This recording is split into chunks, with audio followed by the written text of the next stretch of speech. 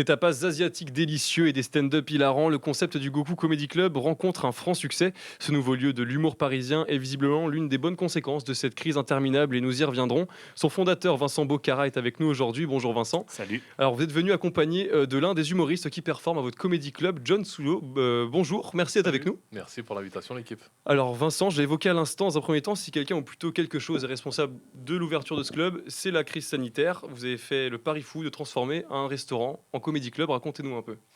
En fait, l'idée était venue, c'est que mon resto était fermé pendant 1 an et demi. Et je me dis, qu'est-ce que je vais en faire? La chance que j'avais un petit loyer. Donc je me suis dit, il fallait que je fasse quelque chose d'un petit peu motivant personnellement, tu vois, pour les affaires et tout. C'est un petit défi. Et je me suis dit, comme tu vois, John, et ce que je t'ai expliqué, c'est que John et tous les autres humoristes, pas mal, venaient manger chez moi. Et je les ai chauffés. J'aurais dit, les gars, venez, vous êtes des piliers de la scène. Venez, venez, je monte un comédie club et puis on fait ça ensemble, quoi. Et donc, John fait partie des premiers gars à avoir découvert le lieu, quoi. Après, il nous a chauffé longtemps, Ah ouais. parce qu'on voulait pas au début. C'est ce que j'ai. Mais Vincent, Elle dit, ouais, vas-y, fais-le. Ouais, vas-y, fais-le. On pourra y revenir. Alors, John, on va parler un peu de vous. Du Ouais. coup, maintenant, vous êtes l'une des figures de la chaîne Click. On Ouais, peut dire ce qui est. Vous avez votre émission Solo avec Sulo. exactement. Chaque semaine, vous recevez un ou une humoriste pour une émission consacrée à la comédie, au stand-up. Exact. Donc, si on résume, vous présentez une émission sur le stand-up, Mhm, vous faites du stand-up. mhm. D'où vous vient cette passion justement pour l'humour, pour ce type de spectacle? Passion pour l'humour. Moi, je suis un enfant des trois frères, un enfant de H, un enfant du Jamel Comedy Club, un enfant de Eric et Ramsey. Je suis fan de tout ça, de tout cet humour qui est arrivé il y a environ une quinzaine d'années, plus, voire même. Et, Même une vingtaine d'années. Vingtaine d'années. Il était pas né, hein. Ouais, c'était pas né, enfant. Ça clash. Et voilà, quoi. Depuis tout petit, c'est dans un coin de tête. Et moi, très tôt, j'ai eu la chance de faire du théâtre, genre à 10 ans, dans un centre d'animation de mon quartier au Havre, au Mont-Gaillard. Et c'était vraiment cool. Je me suis prêté un peu à l'exercice. Et depuis, j'ai envie de faire ça. C'est resté dans un coin de tête. Après, il y a tout le parcours scolaire qui fait en sorte qu'on oublie un petit peu on oublie un petit peu son dream. Et à un moment donné, j'arrive sur Paris, je me suis déterminé. Et puis, je veux faire ça, quoi. Justement, vous êtes arrivé sur Paris, à Paris en 2013. C'est ça. Donc, pour le stand-up spécialement, c'est vraiment, vous êtes venu pour ça. Exactement. C'était pas trop dur, la pression justement à gérer le fait de venir dans la capitale en ayant cet objectif-là en tête? Pas vraiment, parce que je venais avec un peu la dalle, comme on dit chez nous. Tu vois, j'avais faim de monter sur scène, etc. Après, bien sûr que j'ai eu un peu de pression parce que j'ai beaucoup de mal avec le regard des gens, le jugement, etc. Et sur scène, il faut vraiment faire Ça, c'était avant, ça. Ouais. faut faire abstraction. Donc, les débuts, c'était un peu compliqué. Je suis vraiment... On m'ouvrait la scène. J'avais des contacts qui me disaient viens jouer. Mais j'avais peur, quoi. Ça a duré facile 6 mois, 6 à 8 mois. Tu vois, chauffer un petit peu. Faut je le temps montais sur d'adaptation. scène. Ouais, exactement. Je savais pas comment écrire. J'ai discuté beaucoup avec les humoristes. Et j'ai pris mon courage à deux mains. Je crois un soir d'hiver. Et je suis monté. J'ai fait 7 minutes. Ça s'est bien passé. Et c'était vraiment cool, quoi. Et puis depuis, je suis piqué. Et puis je joue quasiment tous les soirs. Et vous avez toujours eu envie de faire de la scène ou vous étiez plus à la base peut-être plus orienté vers le cinéma, une envie d'être comédien Ouais, dans un film? En fait, c'est très large, mais ma priorité, c'est la scène. Honnêtement, le côté stand-up brut, je crois que c'est ressemble le plus. Mais bien sûr, il y a le cinéma, il y a la télé. J'ai eu la chance de faire, comme tu l'as dit tout à l'heure, j'ai eu la chance de faire une émission sur Click TV où je recevais des amis humoristes. Moi, c'était des leçons pour moi, quoi, parce qu'au fait, je recevais des gens beaucoup plus expérimentés qui avaient déjà leur spectacle. Moi, je n'avais pas mon spectacle et je discutais avec eux. Ils m'échangeaient, ils me donnaient des idées. Ça m'a permis de construire mon spectacle. Et je suis pas la seule. Enfin, Vincent n'est pas la seule victime de la crise sanitaire avec l'ouverture du Goku. Ouais. Moi aussi, mon émission s'arrêtait par rapport à la crise sanitaire parce que les humoristes venaient faire de la promotion de leur spectacle sur mon émission. Bon, plus de spectacle, Plus promotion, d'émission. plus Promotion, d'émission. plus d'émission. Moi, ça m'a permis de me lancer à 2000% dans mon spectacle et à mettre l'émission de côté. Et puis voilà, pourquoi pas, je me suis plugué avec Vincent pour le projet du Goku. Et puis depuis, ça roule, et puis le spectacle roule, et puis le Goku roule, on est content, quoi. Alors, je sais pas si vous voyez ce que je vais vouloir dire, mais j'ai l'impression que depuis quelques années, il y a vraiment une émergence, une nouvelle génération d'humoristes, de stand-uppers, donc si on peut dire, qui est vraiment mis de plus en plus en avant. Donc, il y a vous, il y a Fary, Hakim Gemili, que vous connaissez bien, Roman Francinet, Paul Mirabel, enfin pas tous les cités. On a vraiment la sensation d'un nouvel ère de l'humour. Est-ce que pour vous, justement, la nouvelle génération d'humoristes est lancée? C'est une question pour tous les deux. Je pense que ouais, on est un peu dans une nouvelle ère parce que il y a de plus en plus de scènes. et les gens sont friands. Et surtout, il y a, Il y a les réseaux sociaux, il y a les réseaux les réseaux sociaux. exactement. Tu Il te y a- lances on- sûrement sur une punchline ou sur. Tu testes tu testes tes blagues et tu testes ta future clientèle, ta future cible.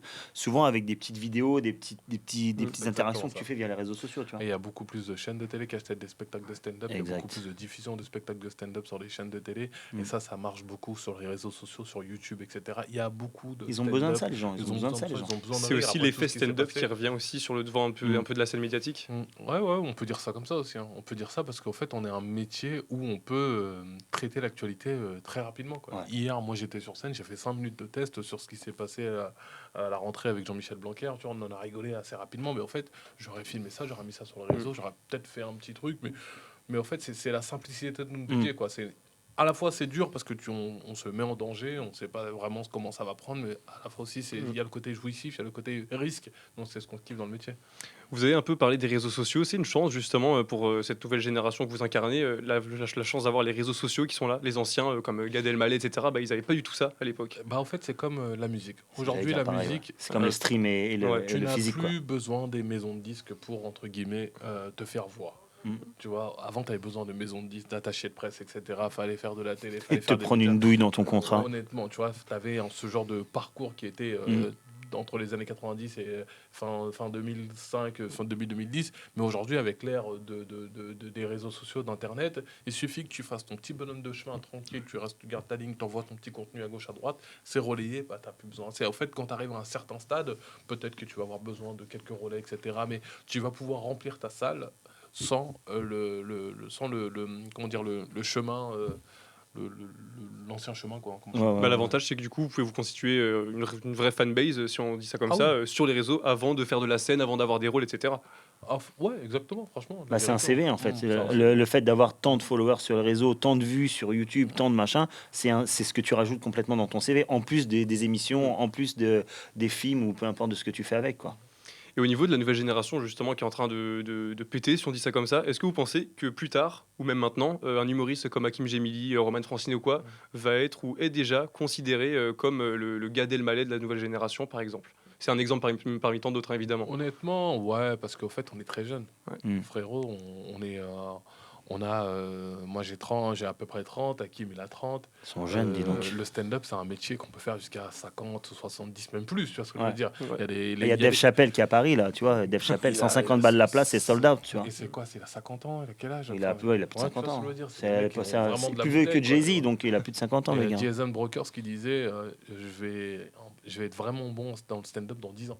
Alors que tu regardes son niveau, tu dis que déjà, il est lunaire, le gars. Ouais. Et si tu laisses vraiment 10 ans de bouteille, moi je réécoute des fois mes passages il y a 6-7 ans et je me suis dit, ah ouais, il y a vraiment un truc, un changement dans l'attitude. Tu vois une évolution? Ah bah oui, total. Si je vois pas d'évolution, j'arrête le métier, mon pote. Même 6 mois. Mais souvent, Même ils des fois, s'enregistrent. Moi, ce que je comprenais pas, tout c'est le que temps. souvent, quand ils sont sur scène, ils prennent leur téléphone et ils font ça. En fait, tu vois. Ok. En fait, je pensais qu'ils se chronométraient. Mais non, ils s'enregistrent et ils se réécoutent en boucle. les Tout gars. le temps. En fait, c'est un automatisme. Il faut s'enregistrer. Si tu peux te filmer, comme ça tu rentres, tu regardes, tu modifies, tu t'améliores ton passage. Et vraiment, le but, c'est d'évoluer, quoi. Chaque passage de scène, si tu n'as pas un truc à tester, si t'as pas... Après, il y a des gens qui font du sur pour vendre leur spectacle. Moi, ça m'est arrivé souvent quand je fais des premières parties. J'ai besoin de faire la promotion de mon spectacle, mais quand je suis dans des comédie clubs, surtout Goku, etc. C'est de l'impro, tu joues avec le public aussi. Tout ce que j'écris dans la journée, je le teste au coup. Si ça marche, je garde. Si ça marche pas, je le teste encore une fois. Je change la manière. Tu modifies, ouais. Et puis je garde. Alors, vous venez d'aborder indirectement votre spectacle, donc vous êtes au point virgule en ce moment. Exactement. Si je me trompe pas, est-ce que vous pouvez un peu nous présenter ce spectacle? Oh, pas vraiment, je suis complet sur 3 mois, donc non, je rigole. On prend déjà la grosse tête. Venez. Non, mon spectacle, en fait, je l'ai appelé Champion, car je parle un peu de mon parcours. Je ne vais pas dire que j'ai un parcours de champion, mais j'ai plein de parcours parallèles, comme celui de mes parents, que je considère comme un parcours de champion, celui de mon équipe de cœur, Liverpool, qui est un parcours de champion. Après tant d'attentes, il y a ce gros parallèle où Liverpool attendait 30 ans pour gagner son premier titre, et mes parents, ça fait 30 ans qu'ils sont en France pour vraiment... tu vois, il y a ce côté-là de galère, avoir son trophée au bout de tant d'années. Je raconte un petit peu tout ça. Après, j'ai plein d'histoires. Moi, je suis entre guillemets un globe-trotteur. J'ai eu des histoires pas possibles. Mon quotidien, ma vie de famille, mes enfants, etc. Que je mélange un peu à tout ça et ça fait vraiment un spectacle d'environ 1 heure que je rôde, qui est toujours en rodage. Je suis très heureux de jouer dans le Point Virgule, qui est une salle vraiment emblématique. Emblématique. Et après... Je vais pas en dire plus, mais franchement, j'invite les gens à venir voir ce spectacle de champion. Et bah s'ils veulent venir voir ce spectacle de champions, c'est tous les dimanches, du coup, au point virgule. Merci beaucoup, Merci John à toi. Sulo et Vincent Bocara d'avoir été Merci avec de nous. rien. Donc Vincent Bocara, fondateur du Goku Comedy Club, et John Sulo, comédien au Goku Comedy Club et au point virgule tous les dimanches. Merci beaucoup d'avoir Merci à suivi toi. cette émission. Elle est disponible comme d'habitude sur nos réseaux sociaux, sur notre site, notre application et notre chaîne YouTube Radio Sensation.